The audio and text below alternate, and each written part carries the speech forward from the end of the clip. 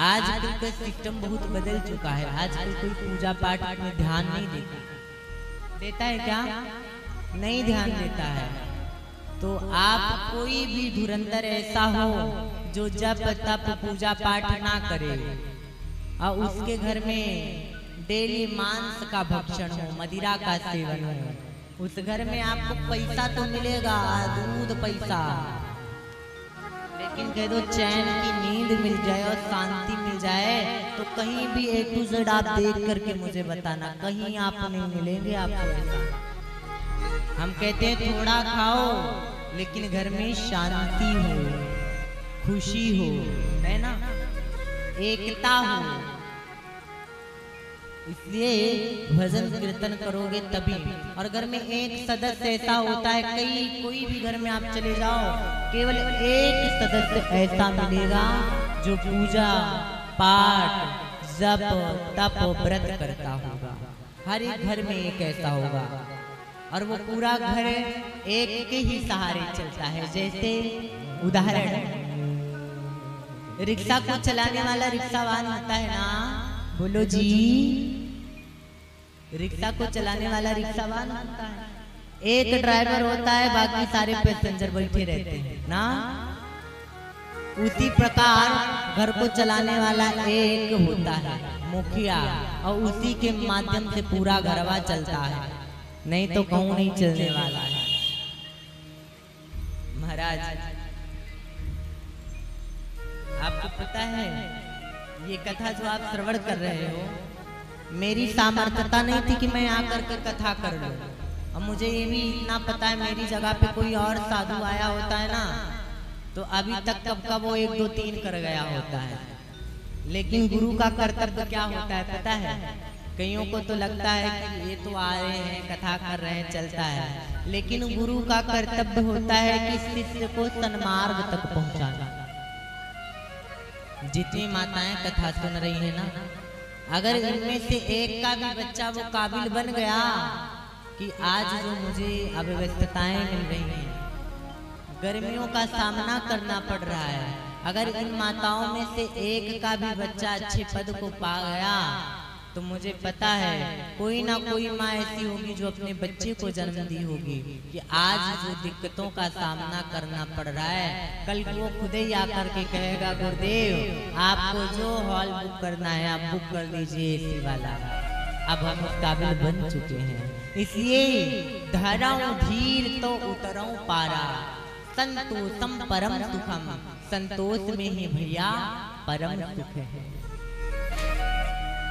और जितनी शांति से अभी आप हम कथा श्रवण कर पा रहे हैं और हम करवा पा रहे हैं, इतनी शांति से शायद कि बाहर हम कहीं जाएं तो नहीं सुन पाएंगे। सुन पाएंगे क्या? कोई उठ रहा है, कोई बैठ रहा है, कोई बोल रहा है। इसलिए कर्म प्रधान, कर्म जो है वो प्रधान होता है। अपने कर्तव्य और कर्म को नहीं भूलना चाहिए, और जो अपने कर्तव्य का पालन करता है सदैव उसके जीवन में खुशी की अनुभूति करता है।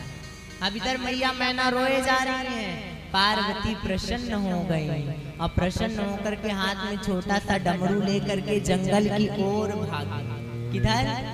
जंगल की ओर भागी। मैया मैना ने देखा कि मेरी लाडो भगी जा रही हाथ में डमरू लेकर के। मैया मैना ने कहा ऊ का मतलब उधर, माँ, माँ का मतलब मत जाओ।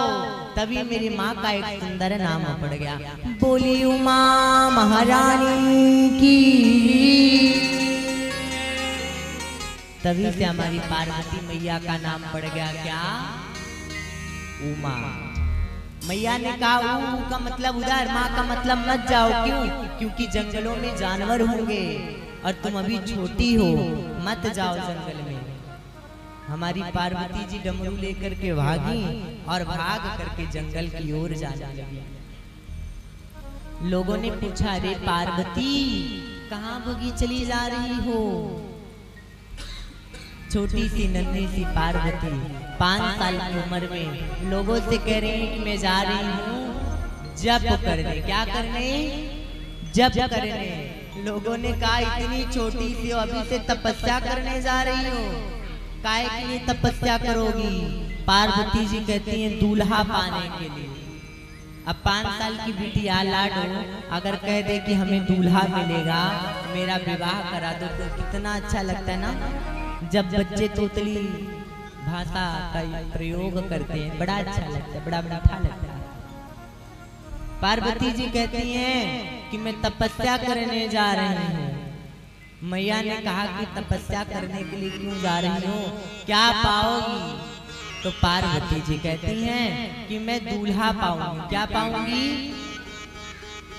दूल्हा पाऊंगी। और देवी पार्वती जंगल की ओर गई और जा करके समाधि में बैठ जाती हैं और बैठ करके भगवान के पार्थिव लिंग की उपासना करके दोनों नेत्र बंद करके हाथ में वारों तो छोटे से डमरू लेकर के बजाती हैं, तपस्या में लीन हो जाती हैं। बाबा मानस में लिखते बड़ा सुंदर भाव, क्या